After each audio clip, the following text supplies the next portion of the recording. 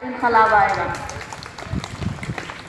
अगर आज हमने कामयाबी का सहरा मेहनत के सर से उतार कर जबरदस्ती किस्मत के सर पर रख दिया तो याद रखें ये तूफान मौजों से मुकाबला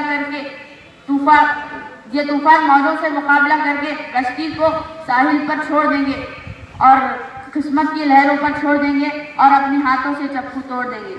तलबा और तालिबात हाथ की लकीरों में गुम होकर किताबें पढ़ना छोड़ देंगे। मेहनत, जद्दोजहद, काम के फलसफे को छोड़कर फुटपाथ पर बैठे आमिल बाबा नजूमी से नाता जोड़ लेंगे।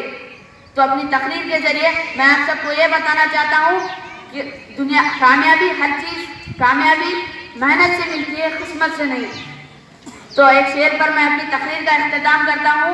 बेअमल दिल हो तो जज्बात से क्या होता है, बेअमल दिल हो तो जज्बात से क्या होता है, धरती बंजर हो तो बरसात से क्या होता है अमल लाजिम तकमील तमन्ना के लिए, है अमल लाजिम तकमील तमन्ना के लिए, वरना रंगीन ख्यालात से क्या होता है।